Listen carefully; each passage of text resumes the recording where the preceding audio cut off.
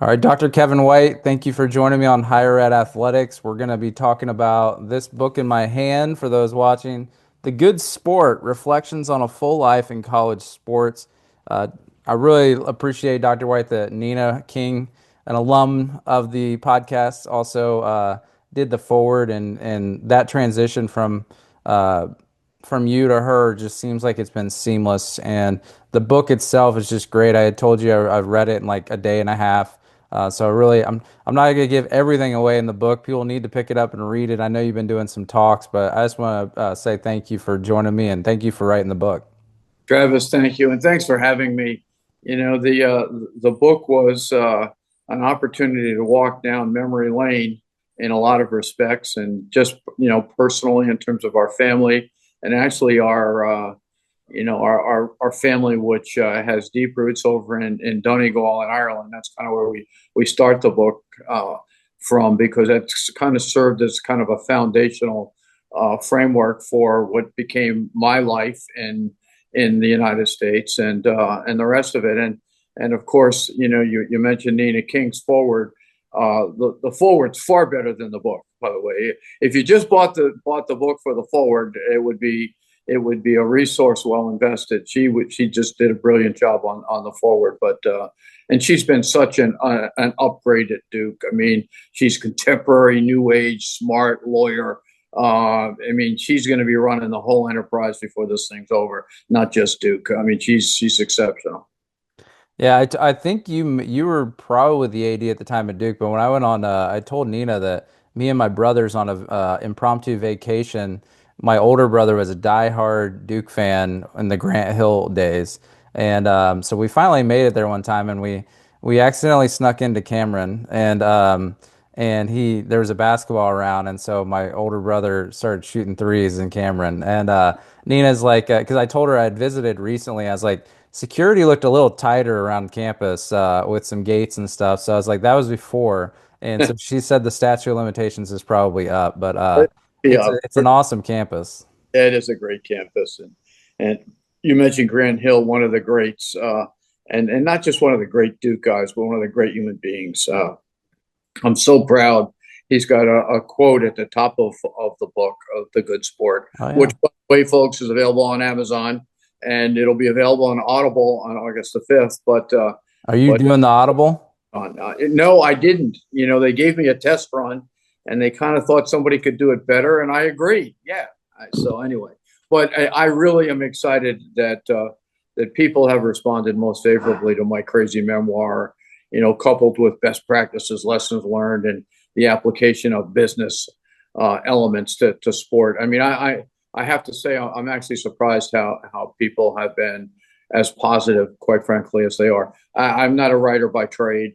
But my daughter did clean up all the expletives in my Long Island, New York ease conversation, and she is a writer, and she teaches. Her name is Maureen Treadway, and she teaches at Notre Dame Prep out in Scottsdale. And she's been like a 30-year high school teacher, and actually a poet. But anyway, so it was a grand exercise, and I kind of got backed into it, and I don't know, maybe we'll get to that or not, but I hadn't planned ever to write a book or a memoir. But it happened, and here it is, and it's out, and we're pushing 10,000 of them out in the wild now. We're not quite there. Last number I saw was something over 7,000. So Well, uh, I'm happy that you felt to the peer pressure of your AD colleagues and your AD tree and your family. So it's for the betterment of us because I do think like right now, yeah, there's some dark concerns about the future in it, but you can just pull so much wisdom from it. And I really I'll start getting into some of the questions about it. But my first couple of takeaways. First off, I had no idea that your wife Jane and you were coaches at the same places, and just hearing that upbringing of your early years of your marriage. I mean, that's just so cool. You don't see that in college sports with the coaching tree and being, Central Michigan. I think you were both the coaches, and for cross country, it's just so cool how that worked out. yeah, Uh, we actually started, Travis, in Newport Richey, Florida, at a place called Gulf High School. mhm. Um, and we literally almost coached between us. We coached everything. and it was a lot of fun. And of course, in 1973, Newport Richey was the fastest growing city in the United States, and it was the influx of people and the transient relocated families from the Northeast and maybe the Upper Midwest as well was overwhelming. And so we hit the lottery. We went there where there was a big need and had an opportunity to fill that need and learn and grow like crazy. So that was really terrific for us. Yeah, uh yeah, the high school, I mean, it's just the amount of places that people will read in this book at where you all have been is just so cool because it's just like everybody knows you from your AD tenures, right? But like they also see where you coached, where you taught in high school, things like that. I appreciate there's a couple of things I appreciate from the book that kind of resonate with my own life was you had some pretty hard jobs as a kid and throughout college. So like laying brick driveways that you still can go back and see, which maybe on your upcoming trip you're going to check out. I don't know, but shampooing carpets, waxing floors. So growing up, I cleaned pig stalls and Okay. just to pay for gas when I got my license, and then I was I had to bale hay out here all the time, and then in college I thought it was a good idea to go work at a hospital buffing floors and cleaning up laundry and doing like 4,200 pounds of laundry. It's just like you almost I think you've mentioned it a couple times throughout the book is like we are a product of our own DNA, but also our own upbringing. And Yes. you working so hard early on, I imagine that played a huge factor growing up. But then the other thing I really liked was the way you talked about your parents and particularly your dad. So my dad, he's still with us. He's been a truck driver for probably 45 years now, and he didn't graduate high school. I think he lied about his age to get into the military. Got out of the military, been driving a truck ever since. But he's outside of his absolutely horrible sports takes and his Kansas City bias because he's from Butler, Missouri. He is one of the smartest people I know. And Oh, you had kind of mentioned about your parents and especially your dad. You had this quote, and it's the only emotional question I'll probably ask, but without knowing it, one of the biggest gifts that my dad gave me was the bitterness to remain angry at the world for Emerson James White was treated unfairly. Seriously, for my entire adult life, I have been so angry regarding his entire life story that I never allowed myself to let my guard down. I've always been at the ready to debate, to argue, and to fight. And I thought that was a really powerful, and that was like right after you write in the book about how you found out about his passing away. But I was kind of curious, tying it back to your career. Is it fair to say this is what helped you kind of thrive in such a political and competitive career for, 50 years when you count in coaching? Travis, it's exactly 50 years when you think about, now teaching full time for 4, coaching for 9, and an AD for 38. Yeah, it is a little more than 50 years. There's no question. I had a chip on my shoulder. I mean, to the best of my ability, I provided the altar boy presentation. But underneath all of that, I was angry for most of my adult life that my father, in particular, was treated so poorly. 11th grade education, grew up very impoverished in Brooklyn, and never had a chance. And employment was always a supreme challenge for him, and with continuity relative to employment. And so we had these long seizures of, be out of work for a year, year and a half, and I can't imagine raising the 5 kids Jane and I raised, being out of work for a week, let alone a year or year and a half, and what that had to do to him mentally and in every other way. And during his time in the 60s, 50s and 60s, that's when college graduates were really prominent, and there was an overabundance of those kinds of commodities coming through the workplace. And so to take an old Brooklyn guy without an education, it wasn't in the cards for him. And so yeah, he was embittered, and I kind of took that from him, and then was ready to take the sport coat off and start swinging for him.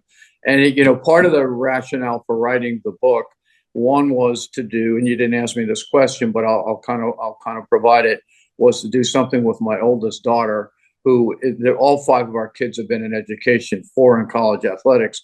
but I had never done anything really with her and her career. And quite frankly, I'm incapable. She's a poet, kind of an Irish poet by training, and she's a literature teacher at Notre Dame Prep in Scottsdale, Arizona.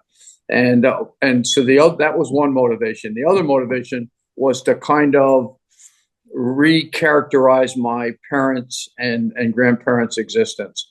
You know, my grandparents came into this country with their hat in their hand, and my grandfather on my maternal side was really here under protest. Followed his, wife to be across the pond, as they say, in 1907, and no mix for hire. Irish need not apply, and he was brutalized. And quite frankly, he never really learned how to speak English proficiently.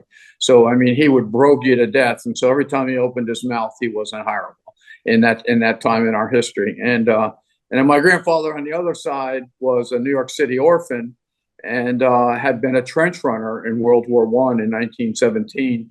If you ever saw the movie is entitled 1917. He was a trench runner and injured and the rest of it. So these two guys were both kind of embittered and didn't have a great life. And so I was hoping to kind of reconstruct their existence and kind of provide to anyone that had an interest in what I learned from their existence, which it was bountiful for me, but really misunderstood by most anybody else in our family, and who else would have known about these characters. But my maternal grandfather, again, was probably an early on IRA guy, and Dunlow, Donegal, and they all were. And that's a digression we don't have time for. And then the other guy was a trench runner. And so two pretty angry guys. And the book allowed me to recast who they were, and for prosperity. And I took great pride in that. Yeah, I appreciate that.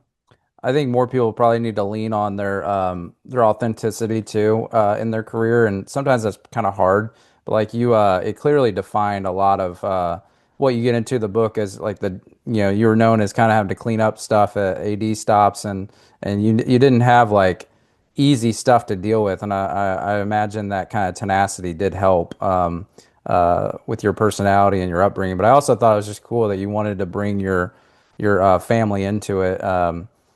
It kind of inspired me as like we just moved back to my hometown, and the library has a whole Indiana room that you can trace your ancestry. And I was like, I gotta do this because it just it was the same time I was reading this. It's just really cool. That's so And great. the so getting into some tactical stuff too, and so that's there's a lot of interviews of ADs and stuff. Mine are always like, what can I like pull out tactics, and you put them all in this book, so everything is pretty much from this book. But one thing that you don't shy away from many times, it's like a common theme, is political IQ, and you mentioned day one advice for new AD. Finding the important influencers at an institution, and I think that goes back to kind of your Loras College, which I'll ask a question about that later. But can you just kind of maybe expand on that however you want about someone's political IQ of an athletic director and why it's so important at the beginning? It's really critical, Travis. I spoke to what the NACDA Institute, I think is the term they use, on Wednesday night as NACDA was concluding in Orlando, and with a bunch of people that were upwardly mobile deputies and senior associate ADs and others, and I don't know, maybe there were 200 in the room. And I was talking about, somebody asked that question, this very question, and I found myself saying that in recent years, like since I've kind of removed myself from the everyday chair, as we I guess tend to say, I'm no longer the AD since 2021. I see the relationship more clearly between leadership and politics, and it's I kind of talk about it in the book, but even since I've written the book, it's become even more. There's more clarity around that for me, and I found myself thinking about it, and so I reduced it for the group the other night, again Wednesday night. I don't know that you can be a real good, authentic leader if, in fact, you can't manage all the competing political forces. And you can't begin to manage all the competing political forces unless you're a really good leader. Those are married. Those two things are, and I'm not sure there's a more politicized part of education, higher education, and maybe not a more politicized aspect of American society than college athletics. There's a lot of owners, there's a lot of constituencies, and everybody thinks that they know how to do this thing, and they really don't know how complicated it is. Complicated only because of all the competing interests. And so practitioners oftentimes struggle managing a lot of their constituencies because their constituencies think they can do it better, but they really don't understand under the radar or under the hood. They just don't understand it, and it's complicated. And that's kind of how we got into where we are right now. We were heavy latent practitioner leadership through the 90s. In the last era that I was telling the group about this on Wednesday, we had Cedric Dempsey, who was executive director of the NCAA, and he was the longtime AD at Arizona. And so he was the top guy of the NCAA. And then from the membership, we had what we called the president of the NCAA. And at that point, it was Gene Corrigan, who had been AD at Virginia, Notre Dame, and at that moment was commissioner of the ACC. And so our one and two people were longtime career practitioners. And then we kind of went in another direction. We went the non-practitioner direction.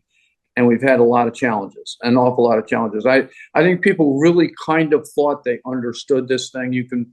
I don't know if you can be a fan and understand it. I think you almost got to live it. You got to get down in the foxhole and understand how this thing lives and breathes. And it's far different. This isn't a drive-by profession where you think everybody can do it. This is a very difficult entity. And again, because it's so highly politicized on top of everything else. So I was telling the group this the other night. So when I think the book is there's a lot of politics and leadership in the book. But I found myself, even in my practitioner days, thinking a lot about it. But the connectivity between those two is even become more obvious to me since I've stepped away.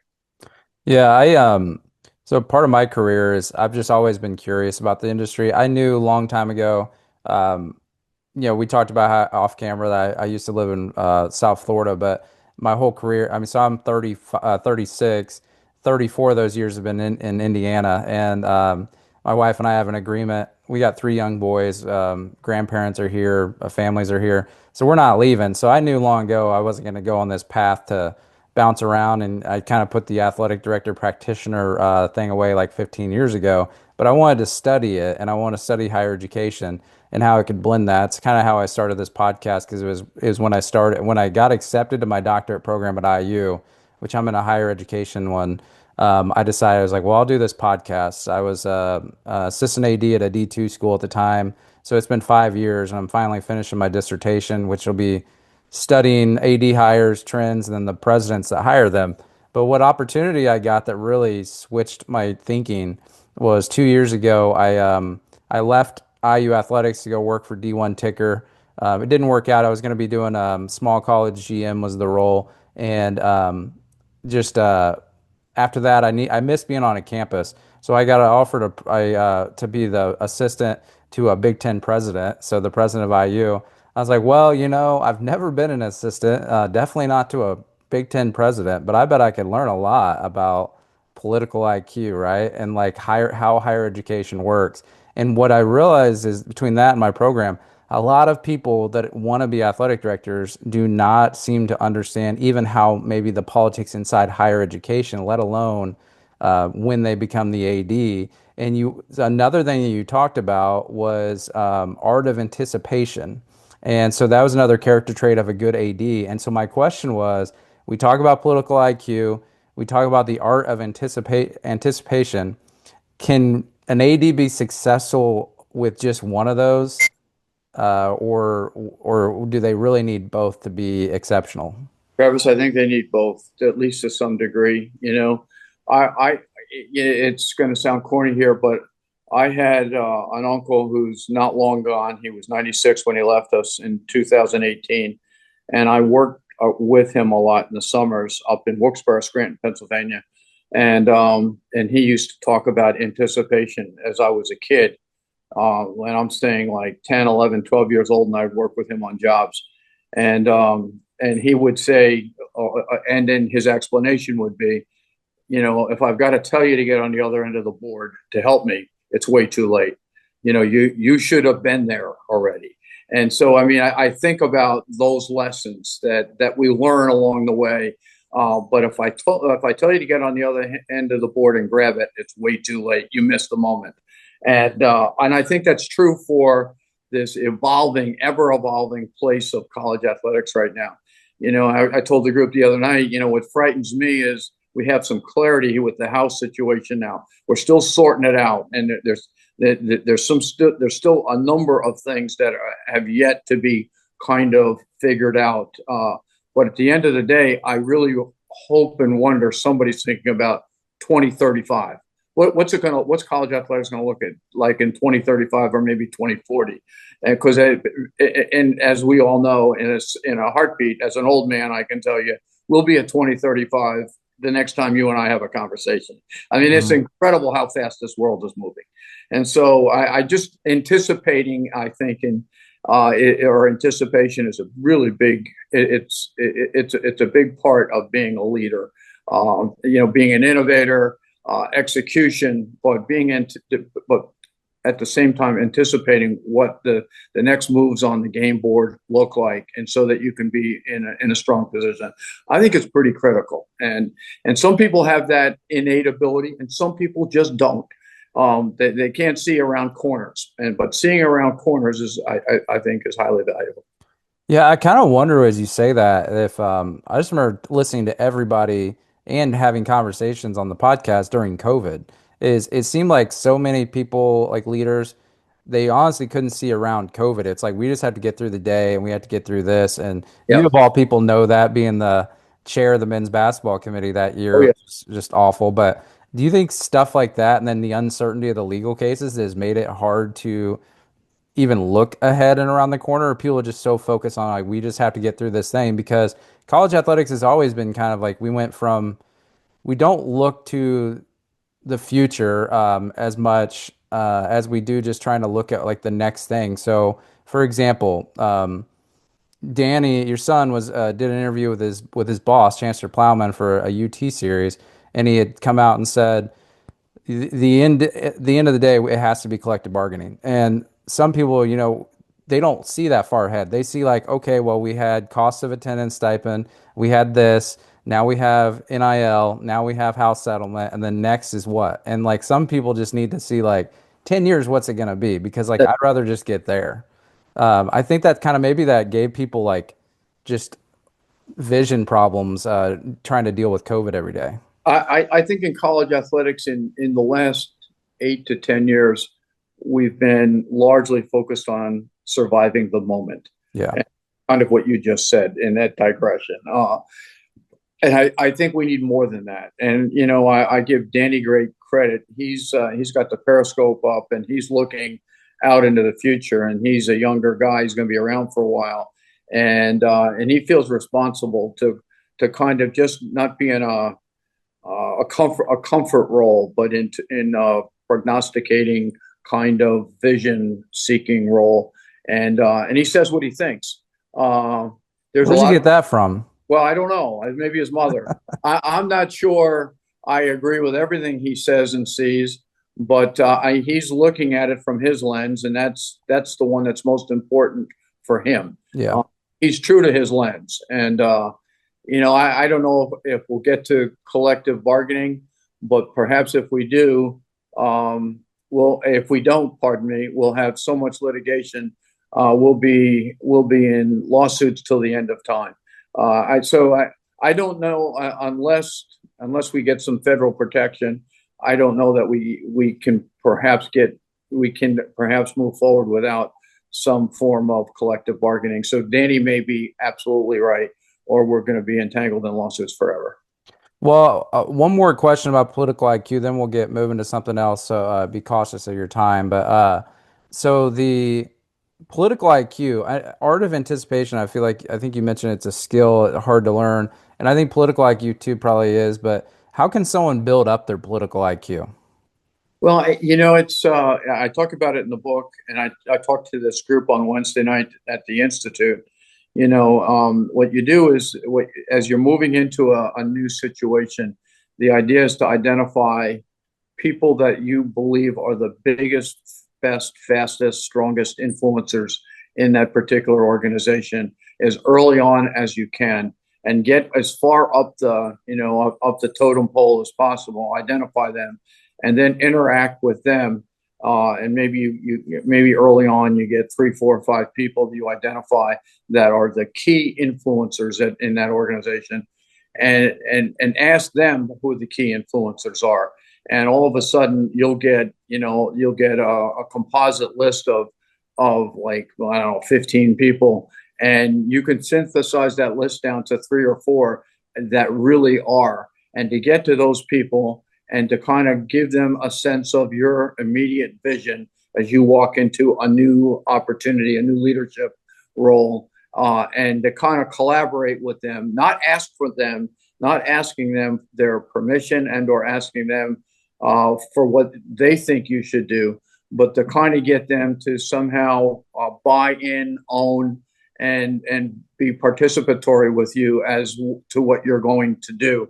And so you got to the idea is to find out where the power is and to get a really good handle on the power. And then if you're going to make decisions that are conducive with the power, there'll be one reaction. It'll probably be euphoric. And if you make opposite decisions, you'll be able to anticipate again what that reaction might be, and you put yourself in a position to kind of protect the decision as you're moving forward. But people that, I say this to the class. Nina and I teach a class, and I've taught it for 43 years, and we've taught together now 5 or 6 as co-professors at the Fuqua School of Business at Duke. And one of the things I tell my folks, and kids in my class, whether or not their careers are perceived to be in sport or corporate America or whatever, you better find out where the power is. I mean, I think it's universal. And who are the decision makers? Who are the influencers?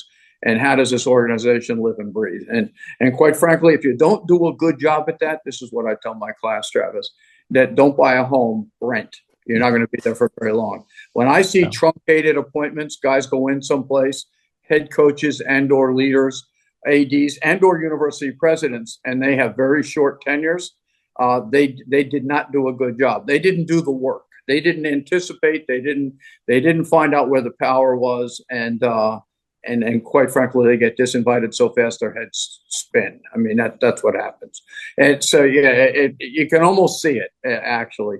But if you really do your homework and you do a really good job integrating yourself into a new situation, and you do it correctly, and you do it with lots of thought, and if you had the skill and personality, and you could story tell to the degree that you get people to really buy in and get excited, you got a chance to have a nice long tenure. But when people have truncated tenures, it's because they didn't do the damn work, in my opinion. Yeah, and there's some we won't have time to go through all of them, but there are some good stories of your examples of turning things around at places, and but you're also vulnerable about your Notre Dame your tough times at Notre Dame, and admitting that maybe you didn't do enough, front end work on the political side and the influencers and understanding like the board of trustees situation, and then so you were pretty vulnerable about the good things and the bad. That once again, I think people will learn from, because you can learn a lot from a person that's seen it all, right? And so you did a good job. I mean, you were really vulnerable in that Notre Dame chapter. Well, I tried to be a truth teller. I've said this to my kids at times when they would read the book or read chapters for me as I was writing the book. They'd say, Dad, why did you go that deep there? Why just take that out? We don't need to tell the world this or that. Well, once you start being a truth teller, there's no exit ramp, Travis. Yeah. So if are we going to tell the truth and tell it all, or are we not? Are we going to do modified truth? And So I was not going to sign up for modified truth. And so I really worked hard at being honest with myself and being able to look in the mirror. And although I really didn't want to say this or maybe that I would have, put somebody in a bad light, including myself. Once I started down that truth telling highway, again, no exit ramp. So that's kind of what happens. Your AD tree is incredibly well known. One thing I didn't realize is, I mean, I knew that Bubba had been at Notre Dame. I knew Nina obviously was at Notre Dame, but your athletic director tree is very impressive for many things. One being the underrepresented populations of the ADs in the industry that you really helped grow that. But the other thing is like you basically turned North Carolina into everyone's previous stops was Notre Dame. So you got Boo at NC State, Nina, and then you got Bubba. It was crazy how that kind of worked out. But you've had so many. I wrote it down, but it was such a long list. I mean, Stanford, Akron now with the new AD there. I mean, you're really one thing I noticed about hearing some of them because I've had some people on the podcast that had worked with you, but also in the good sport, really at the beginning, the testimonials. One theme that came out of that was listening and getting input from others, and you kind of empowered them. So it wasn't just building up that AD tree, but when her Nina was on the podcast, she raved about the experiences she got with you and the trust that you kind of showed her, but just speak to your AD tree over the years, and I know the underrepresented part makes you incredibly proud. Travis, if I'm really, I guess, at the pinnacle of being proud for me is underrepresented and or pluralistic appointments that have come from my colleagues. And I don't do it. It sounds like I'm an egomaniac. I have never sat down and tried to figure out how many we had, but there's people around me that have done that for pundits in recent articles and or not so recent in the last 6 months or so. And Nina was one of those that had a pretty good handle on all the people. And Tom Bay, who was with me at a bunch of places, who most recently was at Fresno, before that Ohio, was with me at Maine, and Loras way back. But anyway, those guys kind of keep a running tab. So the number they have is 39. And every time I read an article, I see a different number. But they have 39.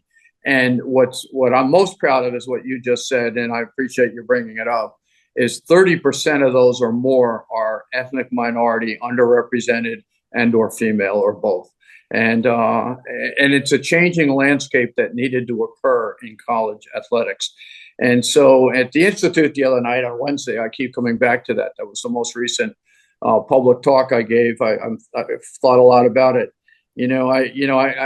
I don't know where that comes from, other than I think it's from my Irish immigrants, as I've said at the front end of this podcast, who came from Ireland and were very underappreciated, if not disrespected. And so and they live with us in our house. And so I understood as a kid, what it meant to be, underrepresented at the bottom rung of the socioeconomic ladder, with those grandparents. And in any event, I've always had a deep appreciation for ethnic minorities and, quite frankly, females, and never gotten a fair shake. And of course, my parents never got a fair shake, and of course, my grandparents. I know we've already talked about that. So I've always been that guy that wanted to fix this, and so with 30% or more of the group of 39 having been characterized, classified as underrepresented and or female, that's probably my proudest moment in college athletics is that we've changed the face of this thing a little bit, a lot more to do. But and I wrote a dissertation on Title IX back in 1983, and so I mean this has been a theme. Of course, my wife and I were the coaching duet in the 70s, and she would get about half the compensation I got, and she was a better coach, and she was a great recruiter, and she's been a great head coach of our family, ever since. So I understood the underrepresented uh, and or the female disparity all the way back to the family checkbook. I understood it and lived it. And anyway, so for me, all that's real and meaningful, really meaningful. And I spent a whole career, and Nina King was with me on and off, mostly on for 21 years. And she's like a daughter to us. By the way, I'll digress and say we have a family text, and the only two non-family members on the family text are Nina and Rick King, and our kids go at them, and they go at our kids like they are true siblings. It's amazing. It's so much fun. But in any event, Nina King had often told me when I got relieved of my duties at intercollegiate athletics, and it started probably 10 years ago. It's because it became unearthed, I guess, at that point, that I had never hired a male to coach a female sport. And so I went 38 years clean. And I just really felt it was important to create female leader examples for women in the college athletics community. And I feel that's pretty, and I would apply that same thinking to ethnic minorities as well. You've got a lot of ethnic minorities in the system, and there was a time not many decades ago when you had very few leaders of color, and certainly didn't have very many coaches of color.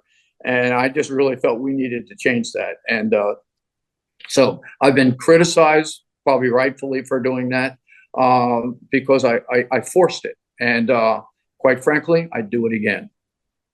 Yeah, I mean, I haven't heard those criticisms, but yeah, yeah, I don't know. I've always agreed that like it seemed weird how many male, and so I had brought this up once in my D2 days. We were having a hard time hiring even getting female candidates for a position. Like almost every candidate that applied for like I forget which sport it was, a women's sport, was male, and it was a successful program.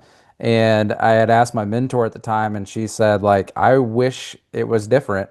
But we try to get this, but it was like, so the fact that you were able to do that at the levels that you were at was really impressive too. And so yeah, I think all that's just incredible. And you're kind of putting this tree, growing new branches with all these ADs, and it's going to be. So I do really think you're changing the face of it. So that's awesome. Well, Travis, as I told the group the other night, and I'm bouncing around on you here, but I found myself in the old man slow jogging moments now when I spend a lot of time by myself running so slowly. I don't like anyone to see me because it's embarrassing. I would tell you, so 39 ADs, probably representing between 80 and 90 institutions, because most of those ADs had more than one stop. Almost every one of them had more than one stop. So you think about the number of people that this cohort has influenced in terms of emerging athletic administrators, the next generation, if you will, coaches, head and assistants, and most importantly, student athletes across 80 or 90 institutions over 38 years. That's a lot of human beings that have been influenced, and hopefully some of them have been influenced in the ways we've been in discussion here about some of these proactive methods of changing the face of college athletics. So, do you have 5 or 10 more minutes so I can ask you a Sure, couple more things? I please. know you're in a beautiful city in Florida, so the weather's probably nice. You're probably We're, ready to go we're get that fine. surfboard off the wall. We have a bunch in the cage down in the garage. Yeah. Okay. So, I might just touch on a couple things and you can kind of go with it how you feel because I kind of want to draw in themes of the book too that I really like.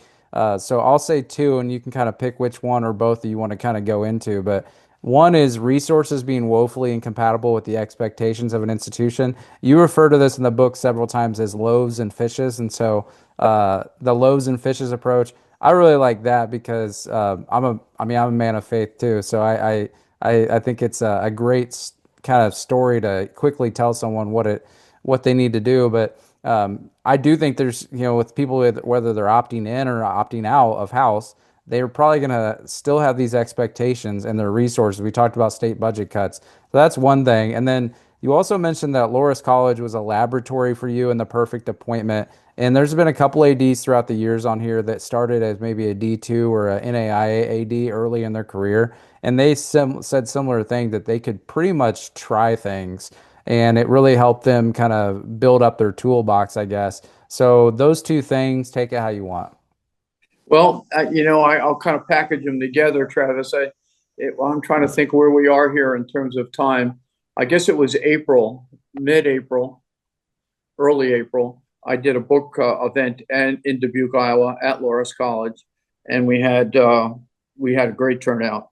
And it was fun because a number of the coaches that I hired back in 80, I guess 82, 83, 84, found their way to come back from their now life.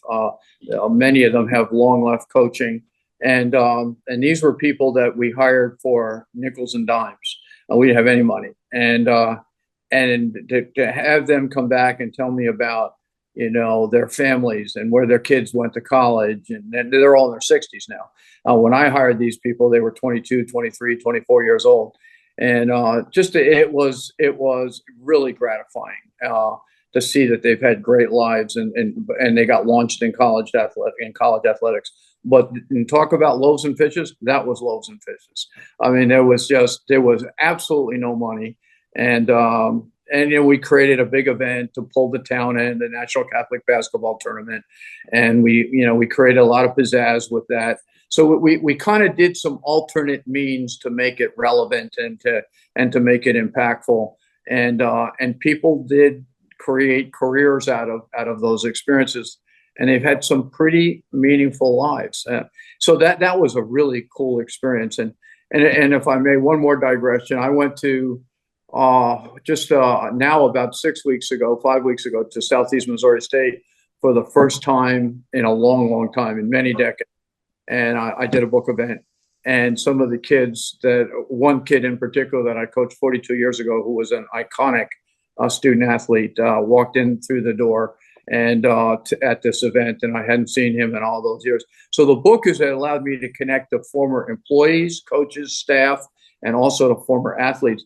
I never realized that would be the byproduct of this book. It's allowed me to go back down memory lane and to revisit with a lot of experiences and stuff. It's been very fulfilling in that regard.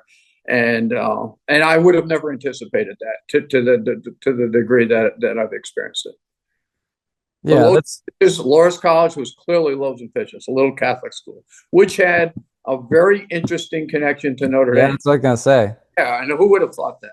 Yeah. Yeah, the other thing cool, I think it was at Loras, was that's where I think the president thought that maybe you should be a university president one day, and you got into. We don't have to go into this, but I did want to bring it up. The Institute for Educational Management at Harvard for aspiring presidents or higher ed leaders, Yes. because that is the reason I decided to do. So the president at the time, he's now the president at DePaul in Chicago, but he was the president at University of Indianapolis when I was assistant AD there, and he convinced me to do my doctorate in higher education and then to go to IU instead of a certain college, and he wrote a letter recommendation for me. But I thought that it was really cool that you did that program, and there are programs like that, but it really can teach people about higher ed. I'm an advocate that more ADs need to put themselves in those situations because it's usually student affairs or people like that. And an athletic director is still a student affairs position, in my opinion. There's a It, lot of athletes. yeah, it is.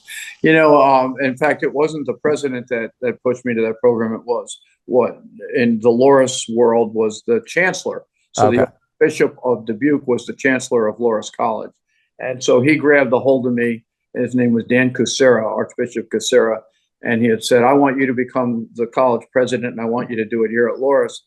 And as much as I tried to tell him, I'm not that far removed from stopwatches and batons, a recovering track coach, that's not an aspiration I have.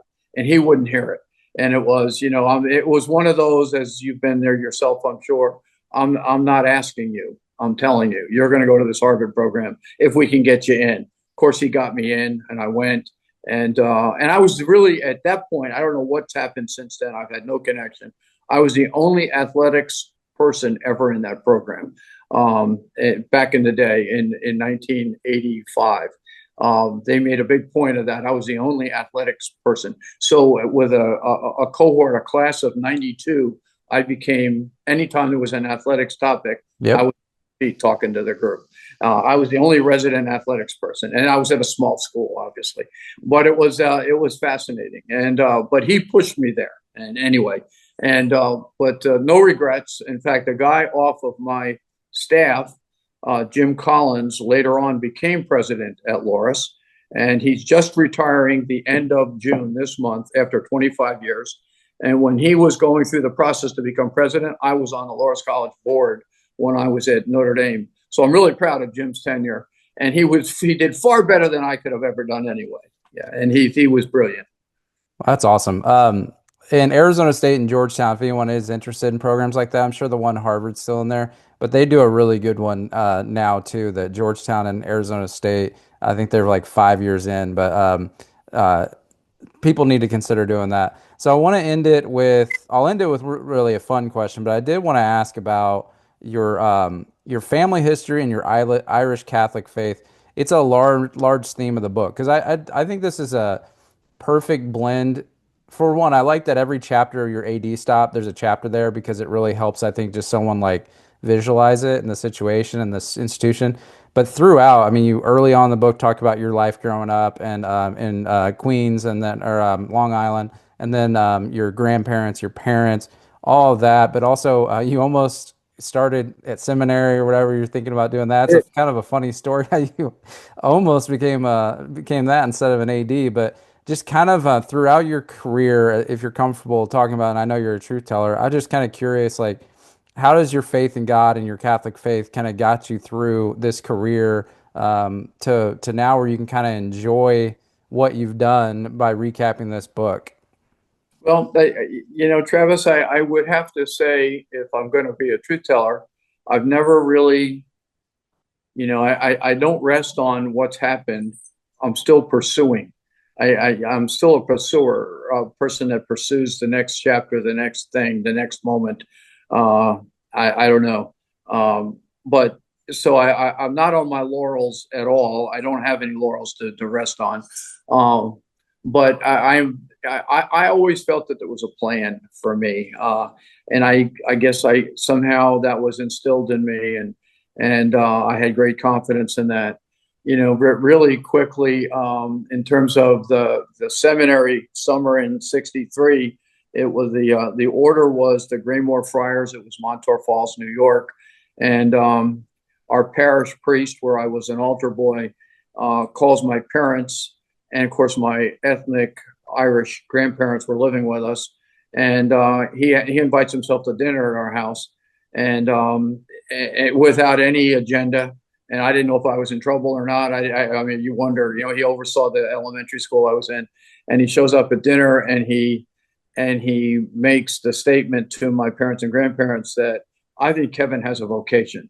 I think he needs to become a priest. And I've got this priest seminary up in Montour Falls, New York, that will take him this summer, and they'll put him in seminary high school at the end of the summer, and I've got it all arranged. And I didn't. No one asked if I had an interest, and no one asked if I was in or not. Before you know it, I'm on a bus to upstate New York, and my grandparents were, "Oh my God, glory be to God, Kevin's going to be a priest." I mean, it was too much. And all of a sudden, I got up there and I knew I'm not doing this. And so at the end of the summer, before we matriculate into the high school program, I abort. And as the guy's driving me back down the New York thruway, at whatever 11:30 in the morning, he's taking me back to Long Island. He says, "Kevin, are you hungry?" And Father, I'm starving. But what 13-year-old kid, or soon to be 13, is not starving? And so anyway, he pulls in Howard Johnson's, and he's been re-recruiting me all the way down that whole morning, and absolutely making me feel horrible that I've missed it. I'm going to let this opportunity go, and heavy duty, re-recruiting.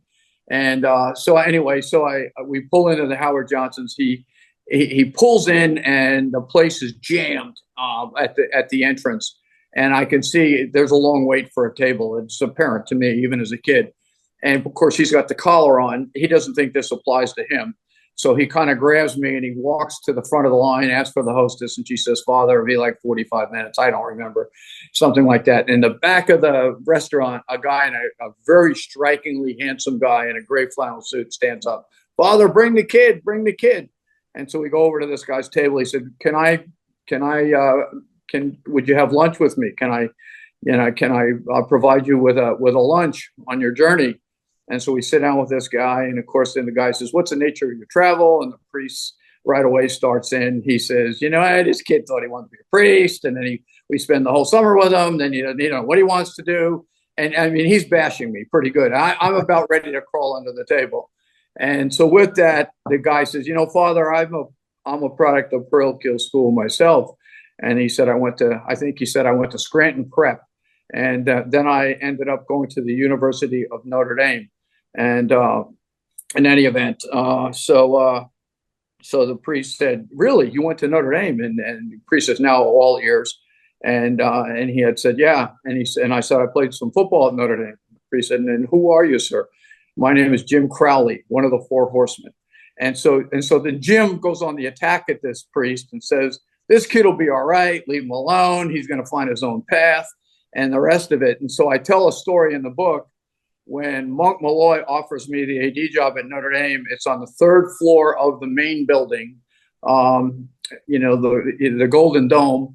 And the third floor is where they have the press conference. And interview was the night before at the O'Hare Hilton. Flew down on a plane, no forewarning. Now all of a sudden I'm on the third floor and I'm presiding over a press conference. I'm speaking to my new institution. And all I could think about is, "Oh my God, I wish my parents were here, wish my grandparents were here."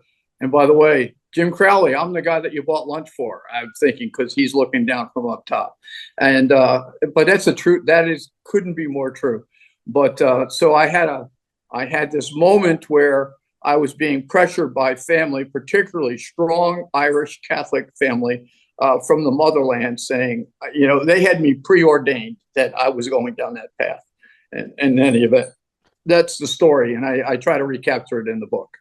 Yeah, I mean, think about there is a plan for you. I mean, there's a lot of, and I promise people, this book, I did not do justice to what else is in there. I did not give you everything that's in there. I know I asked a lot of questions, but there's a few different situations that people will discover that it just felt like the timing and the people you see and the thoughts. It's just there's some weird things there that about there being a plan. I just thought it was tremendous, and so I'll end it with. If you would do it, who is your Mount Rushmore of retired athletic directors? Well, unfortunately, a couple of my guys have passed, Yep. but Gene Corrigan grabbed me by the bootstraps early on, and I almost became a surrogate son to Gene. He was phenomenal with me. Guy named Joe Kearney as well, who had been at Michigan State, Washington, then Arizona State for a cup of coffee, and a longtime commissioner of the WAC, Joe Kearney. Said Dempsey, I put in that bucket. He just passed, former president, former executive director of the NCAA. A guy named Bill Flynn at Boston College, which we shared the Irish Catholic thing together. Bill Flynn was a great mentor. Homer Rice at Georgia Tech.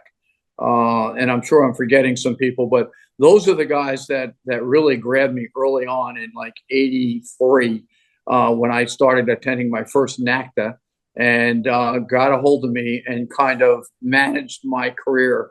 It was incredible. And the NACDA organization, as I spoke the other night, is very meaningful to me. I mean, it produced our life, Jane and my life, as we know it, and it produced the next generation. Our college athletics has become our family business. And then it's provided a great forum for those 39 ADs that were crazy enough to jump in the boat with us, who have now created their own lives. And all the kids that have been impacted, student athletes and others, by way of all of this. But when I think of those mentors, that's kind of my list, But Gene Corrigan is clearly at the top. One I forgot is Roy Kramer. Roy was a football coach when Jane and I were track coaches at CMU. And anyway, and I was actually formerly the assistant track coach. However, when I arrived there, the head track and field coach became the head coach of South Korea, and I kind of got thrown into the role of overseeing the program. I didn't even know where the admissions office was. I mean, I literally got out of the car from Florida. I was a high school coach, and I got thrown into it. And in any event, so we co-recruited a lot with football. Tyrone Willingham was a defensive back coach at that point. Most pundits have never written that.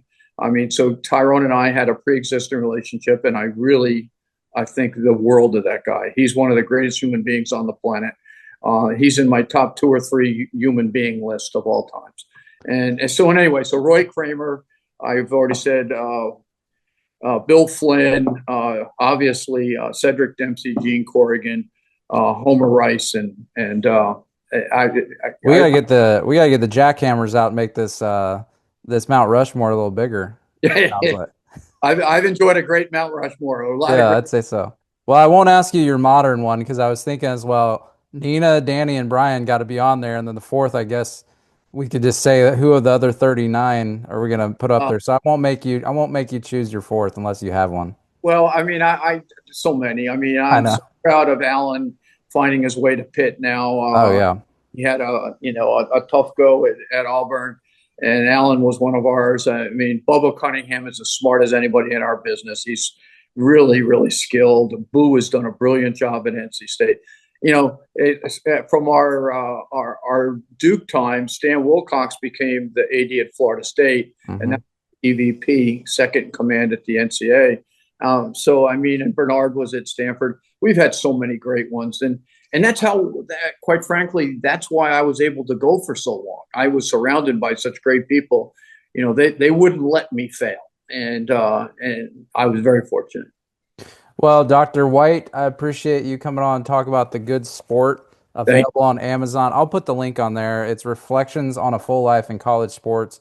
The forward by Nina King, great testimonials by people in the industry, a very enthusiastic background picture of a Duke football game that I hope is not the Pinstripe Bowl against IU or anything. But it's just a great, like, I talked about the chapter by chapter from each of your stops. I really think people will learn a lot from this. So I tried to pull questions that you may not have mentioned on other podcasts or speaking engagements, and I just can't recommend it enough. And thank you for the free signed copy at Regional Rules.